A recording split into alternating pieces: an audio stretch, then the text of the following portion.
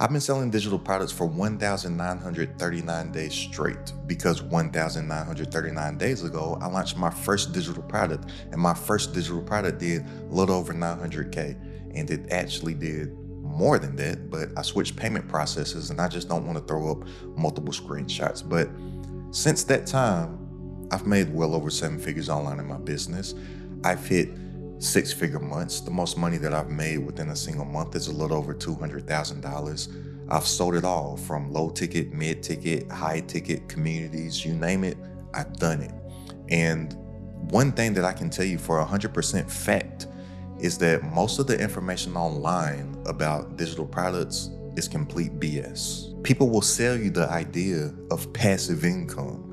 Like you'll just wake up one day to all these payment notifications and just live a life sipping margaritas while just all the passive income just magically flows in. But that's not how any of this works. Now, building a real online business powered by digital products is one of the best decisions that I've ever made in my life. But it's also the one thing that taught me the most about what doesn't work. So in this video, I'm breaking down everything I wish I knew when I started. And I'm sorry, I don't have any hype or any Lamborghinis to flash off or any Dubai backdrop. I just got some truth to tell. These are the things that I wish someone told me before I launched my first product, before I built my first funnel, before I realized that selling digital products isn't about selling digital products. It's about building systems. Because here's the thing, you don't get paid for your product, you get paid for your process.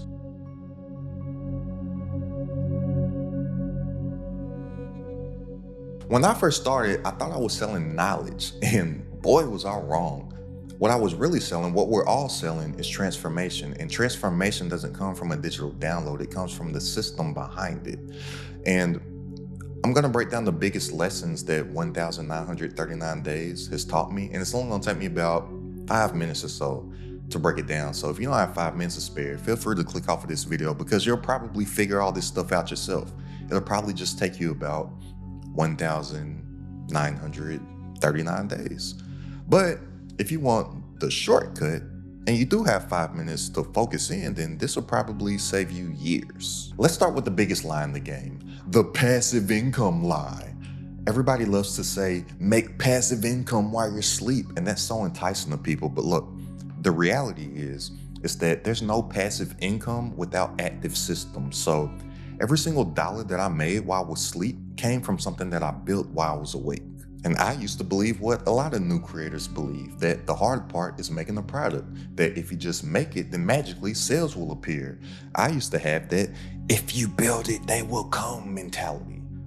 When if you build it, they're not gonna come if they don't know about it. And that's why people spend 3 months designing the perfect ebook, or 6 months building the perfect course, or a year crafting and coming up with all these ideas for the perfect community. Or they'll spend 2 months designing the perfect funnel and the perfect checkout page. And then when they launch, they hear absolute crickets. So here's what you need to understand. Building an online business with digital products is no different than building any type of business. The key word is business. And once I came to this realization, the light bulb just clicked.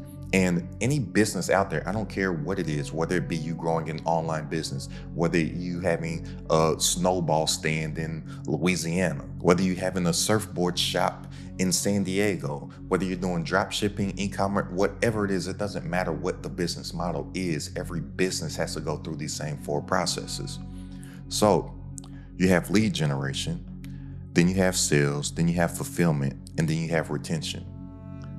These are the 4 processes that any business has to go through. Now, with an online business and digital products, the thing that is very different than a lot of other business models and a lot of other verticals is the fulfillment right here. Because we can create systems for ourselves that basically streamline the fulfillment right here. But everything else is going to be the same. So you can't just create a product, right? You got to think about, how am I going to generate leads for that particular product? And then out of those leads that I generate, what percentage of those people are going to convert into sales? And then from there, how am I going to deliver that product to them, that fulfillment, which we can just put together a quick system for that. And then we got to think about retention, because something that took me a long time to come to the realization of is that It's not about getting one-off sales. It's about retaining these actual customers, because it's always going to be easier to get a customer to buy again than to acquire a new customer. And so many people out there, including my former self, was just thinking volume of sales. Okay, I got them to buy something. Now I need to get a new person to buy something and a new person to buy something and get as many people as possible to buy my stuff. Well, I wasn't thinking about retention, because if somebody has a good experience with you, it's very easy to get them to buy again. So you don't always need to go out and acquire more customers. A lot of times you just need to get the same people that already made the decision to purchase again. Or you can either increase their lifetime value, which means that you initially either get them to spend more over time, or you get them to be recurring customers, which means that they buy again and again and again and again in a cycle. And there's a few ways to do that. You either get the same people to buy more stuff, you get the people to buy more expensive stuff, or you get the people to buy something and pay for it over and over and over and over and over again on a recurring basis. That's the goal. That's when you have a real business, when you have some retention instead of going out and acquiring new customers all the time. That's how you get burnt out. And when you build a solid system for yourself, and system is an acronym that I came up with that stands for saving yourself time, energy, and money, right? Once you build a solid system for yourself, that system can be working 24/7, 365, and you can get a lot of your time back. And that's how we make more while working less as an online entrepreneur. But the product is the seed. The system is the soil, the sun, and the rain. And you don't need more seeds. You need better soil. And I didn't understand that at first. I thought that I was in the product business, but I was actually in the process business. Your landing page, your follow-up emails, your video content, those are all part of a living ecosystem. And as soon as you stop feeding it, it stops feeding you. So stop thinking so much passive and start thinking predictable, because predictable money is better than passive money every single time. And this whole goal that so many people have of passive income, where does it exist in life that you get something for nothing? So true passive income needs to come from a state of abundance. You shouldn't even be thinking about passive income until your active income is so high and you just have so much abundance that you don't know what to do with it, like as far as bettering yourself in your business, that you're looking to dump it into long-term investment vehicles. That's what true passive income is.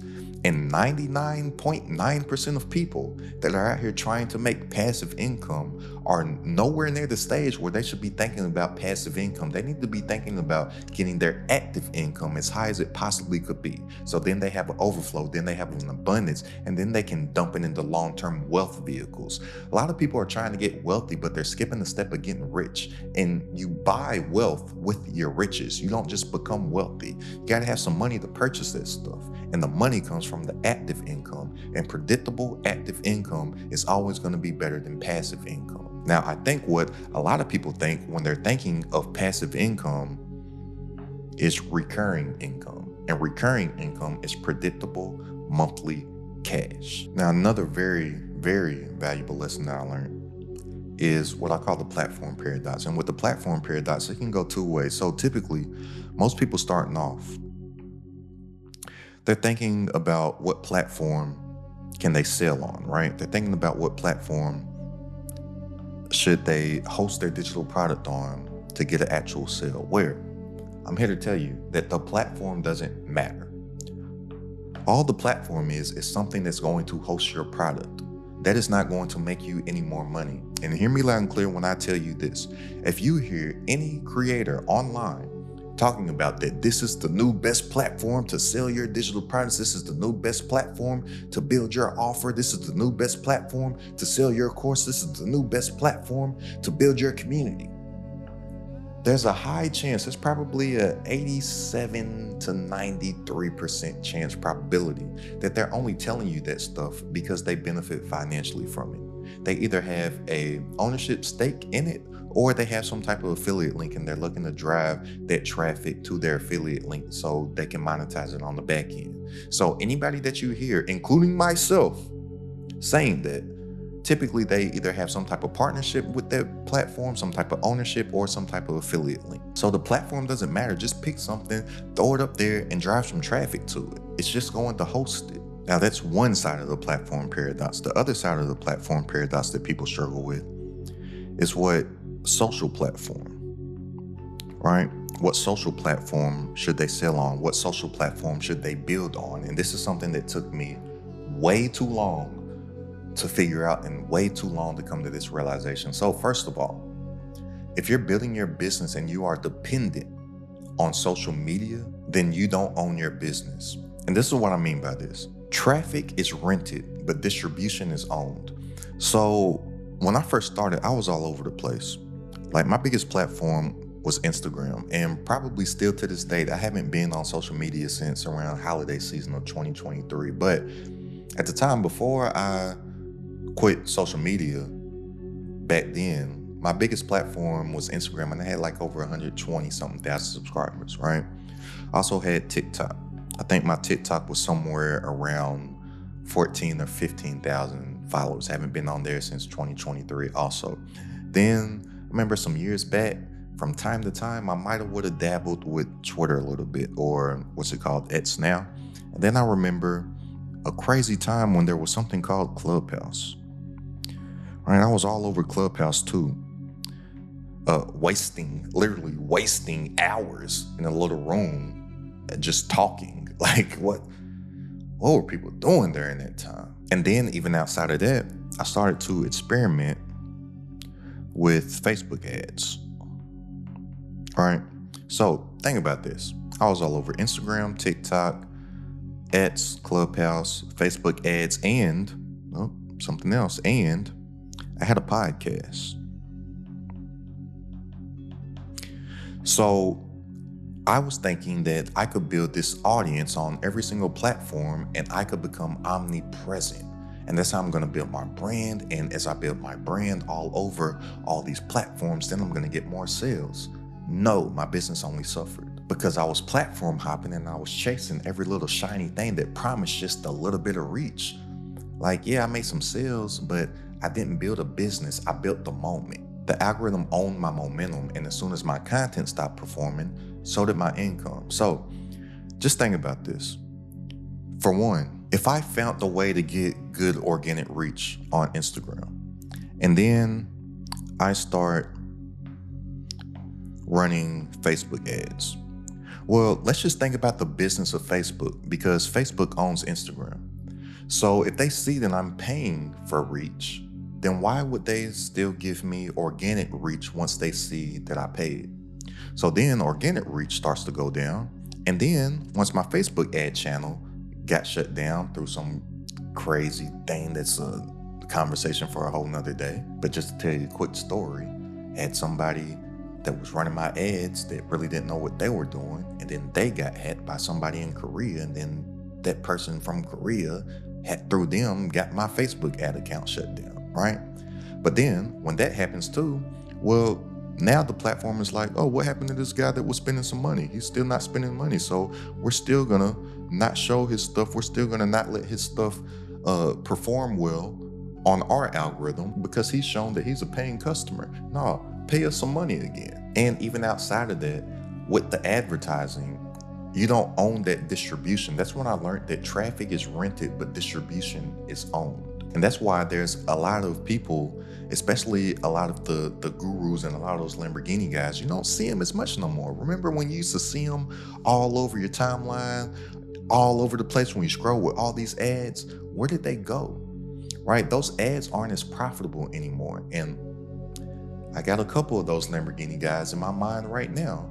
A couple of guys that are probably moving away from Dubai right now because I know their businesses aren't doing that well right now because they've let me know the performance of ads isn't the same anymore, and they don't have any traffic distribution that they own that they can control. They only know how to get eyeballs through paying for traffic. And since they only know how to get eyeballs through paying for traffic, they never add any value to the actual marketplace. That's why they always have to dangle something shiny in their paid advertisement, right? In order to get that attention, to get that click. But organically, people, they want true actual value, right? And they don't know how to add any value, and they don't have anything but a bunch of shiny bells and whistles. So times are getting dark for a lot of those guys. Plus, think about it also. If you're selling an informational, transformational digital product, because the only digital products that are selling are not just informational products. Remember, it's all about the transformation. So they're informational, transformational products. If you're looking to get in front of somebody that would buy that, where would they be? A lot of times they're not going to be over here on Instagram. A lot of times they're not going to be over here on the getting their brain to mush on TikTok. A lot of times they're not going to be over here on Twitter as they're just thumbing through reading sentences. And I don't even know Clubhouse. Do people even still get on? Definitely not over there. And then podcasts. Think about it. Have you ever bought anything from a podcast? A lot of times when people are listening to podcasts, they just have it on in the background, right? They're not actively listening. They're not actively learning. And podcasts also, not saying that I'm 100% against podcasts, but podcasts aren't good for reach, right? If you're having a product that you're looking to monetize, if you have an offer that you're looking to monetize, you're looking to get reach. And podcasts, they don't have good discoverability. Think about it. The podcast that you listen to, when is the last time that you just discovered a new podcast? Typically, you are already tuned into the creator on another channel and you discovered the podcast through that. But you don't typically discover a podcast, right? Like podcasts, Apple Podcasts, Spotify. They don't necessarily have an algorithm that is designed for discovery. So that's out. And then, like I said, with Facebook ads, you're renting the traffic. You don't own the distribution. And that's one of the reasons why a lot of the high ticket coaches have to sell high ticket, because they don't know how to convert Facebook ads. So the only way for them to get traffic is Facebook ads, because they don't know how to make good, organic, valuable content. And they don't really have good conversions off of their ads because they don't even know how to make good organic content, which is the foundation of making a good ad. So your ad's probably gonna suck too. So they have to sell something for $5,000, $10,000, $20,000 and beyond, just so they can try to stay profitable with their ads. But if you know anything about digital marketing, majority of the people that are running ads are hoping, like crossing their fingers and hoping to break even. Most of them are losing money on the front end of the ad, and they're making money on the back end of some high ticket product. And a lot of people don't have the budget to lose a bunch of money on the front end, to cross your fingers and hope that you make money later. That's why they have to sell something for all those high prices. So what did I do? I got off of all this stuff and I just started to make YouTube content. This is the only type of content that I currently make right now, right? Now, YouTube is different because YouTube isn't technically social media. Just think about how you interact with YouTube versus how you interact with the social media platform. So first of all, YouTube is a streaming platform, and YouTube is the #1 streaming platform, period. YouTube has taken over Netflix, Hulu, Amazon Prime, HBO Max, all that stuff. YouTube is the #1 streaming platform. And then secondly, YouTube is the second biggest search engine, because Google owns YouTube, which is #1. And even think about when you type stuff into the Google search bar, you ever notice how YouTube stuff pops up, right? So you can get external traffic from Google searches. And just think about how often you use the search bar in YouTube also, when you're looking for a specific thing, or when you're looking to learn a specific thing, or when you're looking for a specific solution to a specific problem, right? So the distribution on YouTube is the only platform that's evergreen, because it's not about the work that your content does today. It's about the work that your content can do weeks, months, and years to come. And it has a compounding effect. Once you have all these little digital assets that you create of all this valuable content, over time, you just have this crazy wave effect of just a compounding effect. Now, no, you don't own YouTube, just like you don't own any of this other social media stuff. But YouTube is something that is built on long-term distribution, whereas everything else is more so here today, literally gone today. So at the time of me recording this video, the most viewed video that I get on a monthly basis is something that I did over a year and a half ago. That video that I did a year and a half ago still gets me quality views, quality subscribers, and quality sales on a daily and a weekly basis. And Outside of that too, I think it got me like maybe 14 or 15,000 subscribers and paid me a little bit too. But if you're looking to build an online business and you're looking for distribution, outside of everything that I said, the big difference with YouTube is that YouTube can be like your business partner. And then there's a reason why YouTube has something called the YouTube Partner Program, right? So a lot of people, they're looking to get in the YouTube Partner Program because they want to make AdSense dollars, right? Because YouTube has a great partner program where they bust down the money with the creator. From what YouTube says, it's supposed to be 55-45, right? The creator gets 55% of the ad revenue and YouTube gets 45% of that CPM. CPM is the cost per mil. Mils means 1,000, right? So per 1,000 views of an ad, whatever an advertiser pays for that, YouTube busts it down, supposedly 55-45. I come to find that it's usually somewhere more so around 50-50, but whatever. All extra money is good money, right? But that's what most content creators are thinking of making YouTube AdSense, right? So not only can you make a little extra money with YouTube AdSense, this shouldn't be a business strategy because you have to get a lot of views to make any considerable life-changing money or something you can live off of. Or if you're thinking like me, you're thinking of abundance. And if you do believe in abundance, it's going to be hard to make that abundance of money if you're just thinking about making money off of views, right? That's why we need to have an offer. That's why we have digital products that we offer to our audience, right? But YouTube is thinking of you as a creator as a partner, because the only way that YouTube makes money is from these ads. So it's in YouTube's benefit to deliver your content to the right audience, because the longer that the right audience watches your videos, the more money that YouTube will make from ads. Because if they have no quality content for an advertiser to be willing to pay to put ads on, then YouTube doesn't have a business. And the great thing about that is that once YouTube starts to get signals from your audience that you make valuable quality content for them, and they're getting good signals as far as, oh, this person chose to click on it, which means that they're interested in it. And then they watched it for an extended period of time. So that means that they liked it. And then they watched another one of his videos and another one of their videos and another one of their videos. Okay, let's start pushing this creator's content out to more people. Well, not only will those advertisers be paying to get on your videos, but your audience is going to click off of that stuff, because guess what? People only buy stuff from people that they know, like, and trust. Think about all the ads that you skip on a daily basis on YouTube.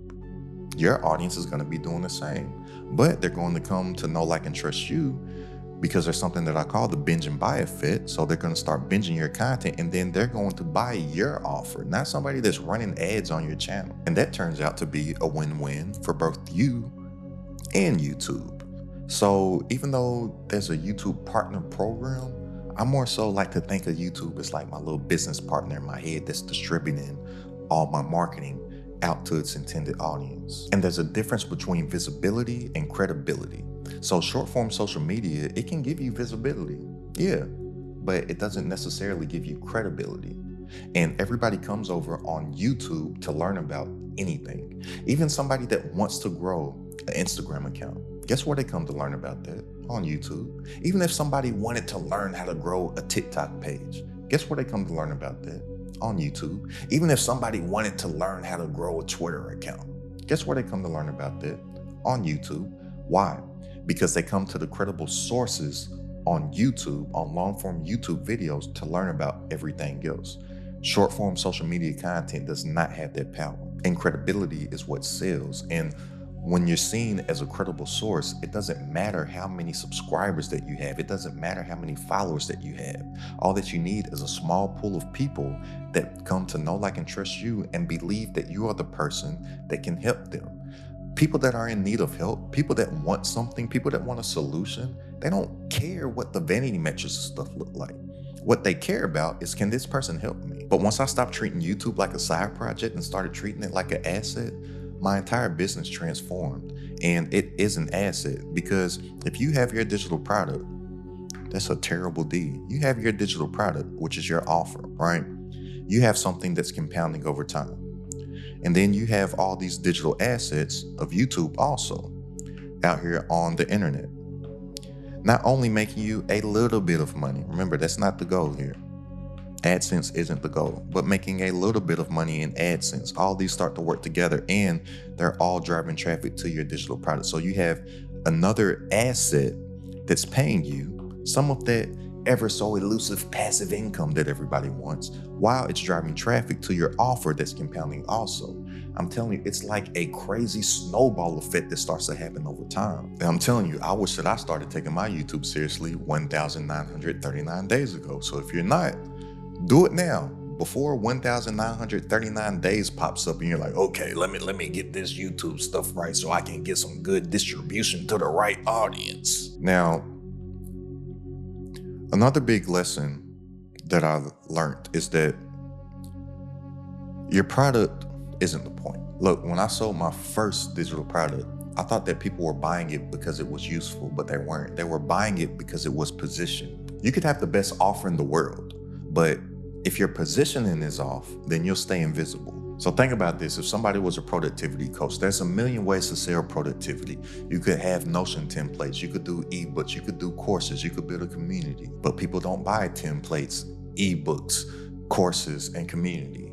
They buy time freedom. They don't buy knowledge, they buy clarity. They don't buy access, they buy authority. Look, the reason why most creators struggle to sell is because they're describing what their product is instead of what it does for someone emotionally.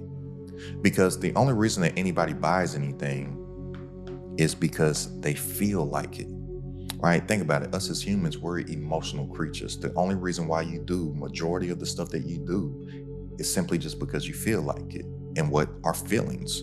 Feelings are emotions. So even for my offer that I have right now, this Credit at the Top community, I didn't start making sales and getting people to join my community when I was saying learn how to build a digital product. People started to join when I said start making money from stuff that you already know. Like, too many people are focused on the what that their product is instead of the why would anybody want to buy it. This shift is what separates creators from contentpreneurs. So a lot of creators are out here talking about the trip when they should be selling the destination. So just think about this. Imagine if somebody had a dream vacation and then somebody was telling them, all right, in order to go to this vacation, you got to wake up 6 hours early and you got to sit in early morning work traffic for about an hour and a half. And then you got to get to the airport at least 3 hours early because since you're going out the country, you got to go through customs. Then when you go through customs, you're going to have a layover. And at that layover, you're going to have to wait for another 3 hours. And then you're going to have to get on another long flight. That other flight might be about 7 hours. And then once you land, even though it's paradise, it is a third world country. So, they don't have too much infrastructure and transportation and whatnot. So you're gonna have to get on a little bitty boat and you're gonna have to take about a 2-hour boat ride. Oh, you get seasick, you might throw up. So here's some motion sickness pill for you. Like take that, let's cross your fingers and hope that it works. Oh, and I know that you want to have a good time and drink and stuff on your vacation. Don't drink for a nice amount of time when you take this motion sickness pill, because you might get a little more sick than you already were. And then boom, now you're at paradise. That's what a lot of people are doing with their offers. They're talking about the pieces instead of the payoff, right? That doesn't look like something that's desirable to somebody when they're thinking about paradise. You're walking them through everything that they got to go through in order to get to paradise, instead of just selling the vision, instead of just selling the desired outcome, instead of just selling the transformation that they want of them kicking back, drinking margaritas in paradise. Creators sell content, contentpreneurs sell outcomes. Now, another lesson that I learned is that it's the system that scales. And remember, system stands for saving yourself time, energy, and money. What nobody out here tells you is that you don't need more products, you need a better process. And when I was first starting off, I thought that I just needed more products in order to make more money. A goal that I had early on was that I wanted to have one new product that I create each month. So then I can go out and I can sell this new product each and every single month to new people. Well, guess what I started to do? I started to separate my traffic, right? I didn't start to become known for one thing. And when you want to build a solid business for yourself, and a solid brand for yourself, you have to become known for something, right? So this month I would sell a product about something random over here, nothing random over here, something random over here, something random over here, something random over here, something random over here. Versus when I start to lock in and focus on one thing, that will happen. Remember, it's about increasing your lifetime value, right? So once I started to focus on how can I increase my lifetime value of the people that have already decided to buy from me, instead of thinking of some other vertical that I can think of over here to go get some new people to buy something. Well, the thing that a lot of people do not understand, when you have all these different offers, these are like totally separate businesses. And that's why so many people struggle, because they're thinking that they have to create all these new products instead of just focusing on one solid core offer. And then maybe on the back end, having upsells, maybe some downsells, maybe some cross sales, like some order bumps or whatnot. Instead of thinking about this or something recurring to have on the back end of this, they're more so thinking like this. And all these different things are like different verticals in business. So each new offer is going to require new marketing. It's going to require new fulfillment. It's going to require new retention. And that's why a lot of people starting off can't grow, because in their mind, they think that they're building one business when they're actually trying to build 10 separate businesses at the same time. You ain't gonna be able to do it. That's the same thing with the social media channels also. You have to treat each social media channel like it's a separate business also. So they're actually out here trying to grow like 15 to 17 different businesses. And then they wonder why they can't get anything to work. Each one of these is gonna need its own funnel, its own nurture sequence, its own sales flow.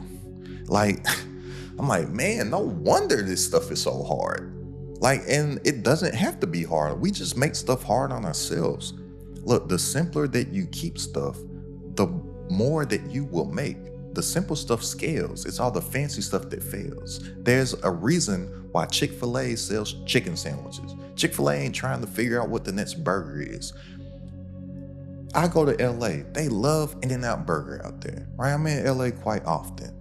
Really ain't my cup of tea, but In-N-Out sells burgers, fries, and shakes. They ain't trying to figure out everything. That's what they're known for. And I realized I didn't have to do the same thing either. I wasn't running a business. I was doing my best, and I was really sucking at it. But I was trying to manage chaos when you can't. So when I cut everything and I went from the person trying to sell everything to everybody to the person selling one thing done right for the right person, my revenue quadrupled. Because now every single video, any and every email, every touch point, they all now have the same common end goal in mind. Every piece of content pointed people to the same core system. Your funnel isn't supposed to feel like a maze. It should attract like a magnet. And that's when I learned something powerful. A system that doesn't scale your time so you can actually get your time back and focus on the things that you need to focus on isn't a system. It's just another job in disguise. And most creators have built the job disguised as freedom, but it's because they're not thinking about building a system. They're building a treadmill and they don't even realize it. Now, in short, real quick, I'm just gonna show you this YouTube system that I created for myself. I call it the YouTube solar system, and I have another video that you could probably easily find that has this really broken down all the way to the T. But just to give you a quick rundown real quick, right? In the middle of my solar system here, we're going to have your niche, and you're always going to have an offer tied to your niche, right?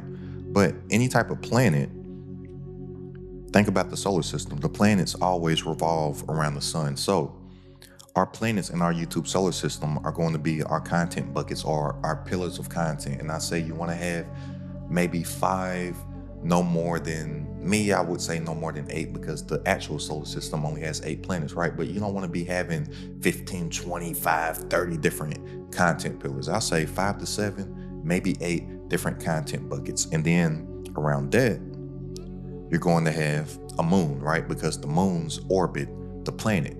and you're going to have 5 types of moons. And these are the only 5 types of content that you make. So those types of content are going to be you answering specific questions, emphasis on specific, teaching specific skills, emphasis on specific, trend surfing, influencer surfing, or storytelling, right? And each one of these would be one of your moons. So now you have a system to whereas when somebody gets into your orbit and they see this, they're just going to keep on getting hit by all these videos once they get the signals from YouTube that they actually got value from your content, and it's just going to pull them in. And this is something that attracts, and then they stay within your system because of the sheer gravity of this system that you built for yourself. And then you create all these digital assets on your YouTube channel that you've already previously done that all stay within your YouTube solar system, and somebody's just going to stay in your gravitational orbit. They're just going to be there, and they're going to be binging your content. That's what I call that binge and buy effect. And when somebody comes to know, like, and trust you because they've been binging your content and they've been getting true value each and every single time they see your content, at some point they're going to buy. It's inevitable. And when you have all these little assets floating around, you get that compounding effect over time also. It's just going to be like a wave that happens. Yeah, some will trickle in at first, but then over time, it's just going to be like, dang, these sales it's just going to be coming in. And it's because of all the work that you did previously. That's why I said YouTube is the only evergreen platform, and you can't build a solar system like this anywhere else. You'll have a wave of your content that'll start to perform well over time. And then when somebody new pops in, you have all this back catalog that YouTube is now going to start to suggest to them also. And then a rising tide lifts all ships. So typically how it goes on YouTube, it's a few of your videos that are going to build the brunt of your audience. It's like the 80-20 rule, right? So about 20% of your videos is going to bring in the brunt of your audience, but you'll still have this 80% of content that might not have performed so well. But once this 20% of content gets this new person into this ecosystem right here, this solar system right here, then they're going to start to get suggested this 80%. So it's kind of like impossible for a video to do bad, because once you start to get a new audience from one of those few videos that does grow your audience, then they're going to start to get suggested all that old stuff. Then that's when you start to get comments on your old videos like, oh man, this is a gem, this is a sleeper, this is the best video that I've ever seen on the channel. But content creators don't get to experience that, because they think if a video doesn't get a lot of views, they're looking at Vanity metrics, they think it's a bad video, instead of thinking, how can it act within their system? And when you're thinking like this, now you're only focused on your avatar. You create this content within your YouTube system only for them. So then YouTube's algorithm categorizes your content. You start to become the perceived authority within your space. And then YouTube starts to use its organic traffic sources, which would be the home screen, the search tab, the suggested bar, external traffic from Google, to get you in front of more people that fit your avatar's profile. Now you have your offer, your digital product, you get to sell, that individual gets their transformation.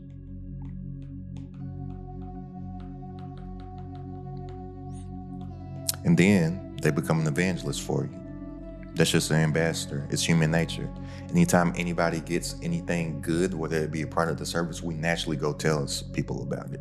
Then you'll start to get those testimonials also, which is some of that evangelism, which will lead to more people buying your product. This is a system that you can put in with this little quick breakdown of the YouTube solar system. But I'm telling you, this stuff works, and the compounding effect of it is pretty crazy once you start to work it. Like I said, it works if you work it, but this is the thing that you have to have. You have to have a mindset shift. And a lot of entrepreneurs out here, their beliefs determine their selling. And you may be doing the same right now. So you thinking that a lot of stuff doesn't work? Are you thinking that it's hard? Are you thinking that you're not good enough or you're not ready? Guess what? You're right, because you believe it. Whatever it is that you believe, you are right.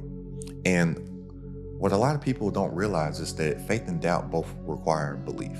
So a lot of people, they think that if they doubt something, then they don't believe something. It's like, no, you believe that you're not going to achieve your desired outcome. And the power in that is that you have the ability to make the decision.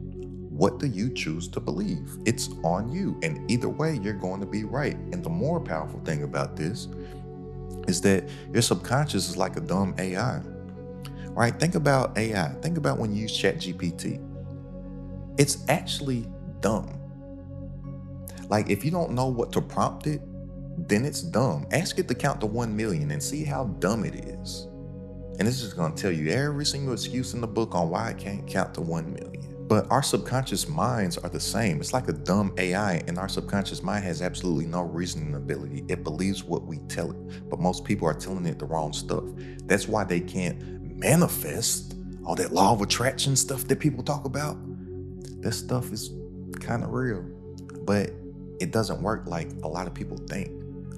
A lot of it works off of how you wire your mind for success. So when I made the decision to go all in on YouTube, everybody thought I was crazy. Oh, you got 120-something thousand followers over here. You got 14,000 followers. You got this over here. You got this bigger email. Oh, what are you doing? But I don't negotiate with myself. I don't go back and forth with myself. You know why? Because I believe that what I'm going to say is going to happen, because I know that I have the power to make it happen. So I draw a line in the sand, and I'm literally willing to die behind my decisions. I don't have options. A lot of people, they have options. And if you don't know, an option means, oh, I'm going to choose that or I'm going to choose that. No, I make decisions. It's definitive. Ain't no options. Ain't no back and forth. Ain't no lip wrestling. This is what I'm going to do, and I'm going to do it till I figure it out. And when I figure it out, everybody's going to ask me how to do it. And the great thing about that is that I'll be able to monetize that, because I now have a skill set that other people don't have. A great philosopher named Young Jizzle from the bottom of the map once said, you gotta believe, you gotta believe, and you gotta believe. Another thing to get your mind right, you gotta stop thinking that successful means special. Somebody that you see that's successful, or whatever your definition of success, when you see other people like that, they're not special. They're just consistent. And the main separator between people that aren't successful and people that are successful are that the successful people are focused on building systems, and they're focused on consistently doing the revenue generating activities on a day-to-day basis. So think about, what is it that you're doing with your time? So many people are wasting so much time on what I call MWAs. MWA stands for minimum wage activities. And so many people are putting so much time on the minimum wage activities instead of focusing on the revenue generating activities. And here's the thing, you don't only need to focus on the revenue generating activities, you need to have them front loaded on your to-do list. So many people starting off, and so many beginners, or so many smaller creators and entrepreneurs, they'll know what they have to do, and then they put it off and they do everything else first. You know that the number one thing that you could do that could build and drive your income, impact, and influence online is sitting down and recording a YouTube video. Well, okay, first I gotta run these errands, and then I gotta run to the grocery store, and then I gotta do, man, if you don't use Instacart and have somebody else go out and grocery shop so you can get those 2.5 hours to sit there and record a YouTube video, man, if it's Saturday, if you don't wake your tail up early, just like you do for work every single day, and do what you need to get done at the beginning of the day, and then go do all your errands and do all your chores, instead of doing all your errands, doing all your chores, and now you're too tired and your brain is spent. So focus on the revenue generating activities, not so much the minimum wage activities, and treat the game like the game that it is. Treat the business like the game that it is. I gamify all this stuff. And once you isolate what your revenue generating activities are, treat that like a video game and just keep on pressing that lever. I remember when I was a kid, I used to get mad at my cousin because we had this, we'd play this wrestling game, and he would just button mash the controller. He just has no skill to it at all. But he realized that that's a way that he could win. He just hit the button nonstop. I had a friend, I used to get so frustrated also. I remember there was one of those 2K games. The spin button, there was like a glitch that he figured out with the spin, and it was like unstoppable. And I was like, man, play the game. But he found the cheat code. He found the lever, and he could just keep on spinning, keep on spinning, keep on spinning. Right? Business is the same way. So when you isolate and focus on what the real revenue generating activities are, just keep on hitting that lever. Like imagine if you were at a casino, you were in Vegas, and everybody's playing all these games, but you had a cheat code and you knew that if you just sat at this slot machine and hit this button, yeah, the jackpot might not come, but just imagine if every single time you hit that button, $1 came out. You would mash that button nonstop. You wouldn't focus on any other game because you know for sure that some cash is coming out of this. This machine is your cash cow because every time you push the button, every time you push the lever, $1 comes out. Well, you got to gamify the business for the game that it is. And once you find your lever, you got to just keep on hitting it. And I'm telling you, if you're looking to be a contentpreneur and you're looking to monetize an online business with a digital product, whether that be an ebook, whether that be a course, whether that be a community, whether that be some high ticket coaching package or mentorship, outside of product creation, the most valuable thing that you can do with your time is create content. So why are you doing all this other stuff in replace of the one lever you can hit, the one button you can hit, the one lever that you can pull? That needs to be front loaded in your to-do list, and everything else has to be later. And that's why not only with offer and content systems, we need to build daily systems also, because systems beat motivation 10 times out of 10. I'm telling you, most days I'm not motivated to do the things that I need to do, but I put systems in place and I'm disciplined enough to implement my systems to where it still gets done regardless. And that starts with having my revenue generating activities be my daily primary focus. That's it. Everything else goes after that. Then, like I said, identify that lever in the game, pull it relentlessly. And then this is where most people really struggle with. It doesn't take that much actual time in order to build a successful online business.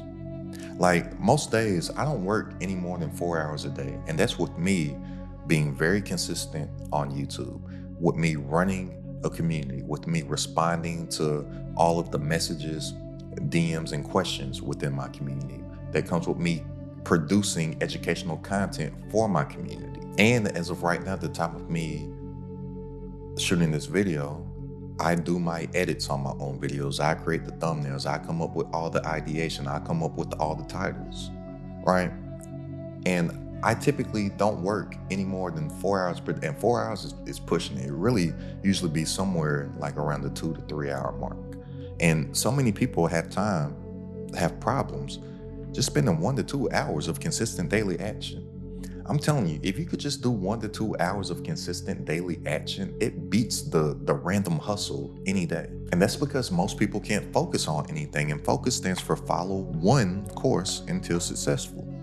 People can't focus on anything for 1 to 2 hours, and they think that it takes all these hours of grinding in order to be productive, when it doesn't. You've just been conditioned that way by the school system and the 9-to-5 workplace. Because I know my last 9-to-5 job, I fired my last job April 1st, 2016. And at that time, I used to work in a bank. There wasn't 8 hours worth of work to do. I would get all my work done in like 90 minutes and then just be wasting time. Every time the manager came by, I would perk up and act like I'm typing, or act like I'm really reading the email hard. Like, oh, I'm really reading this email right now. Like there wasn't any work to do. It's just busy time. That's why when you're in school, the teachers will give you busy work because there wasn't nothing to do. And they're just conditioning you to get ready for the workforce. That's what the school system was originally built for. I'm not gonna go into a history of the school system, but the school system was not built to educate us. It was built to get us ready for the workforce. And high school is a fairly newer concept also.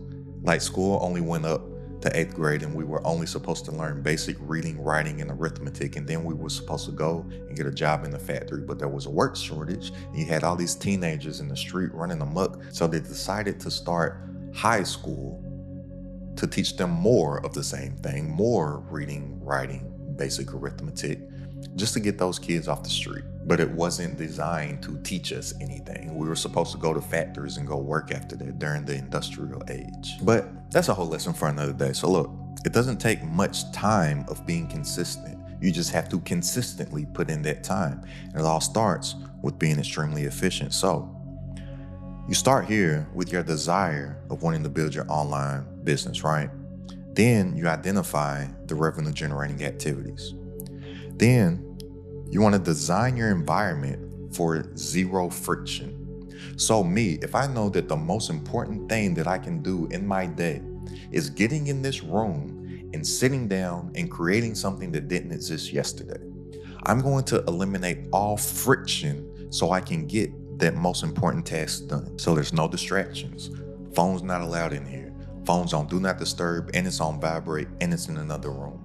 There's no other tabs opened up when I'm on my computer. I'm focused on this one tab, because if you get distracted by something, even just a notification, you're checking a text message, you open up social media, you scroll for a little minute, it takes your brain about 15 to 20 minutes to get back in a state of focus. That's why most people can't get anything done. But if you're in a state of deep focus for only a couple to a handful of hours, if that, you can get so much accomplished. I remove all friction, right? If I know I need to sit here in this chair and think, and I had an uncomfortable chair, didn't have any neck support, well, guess what I get?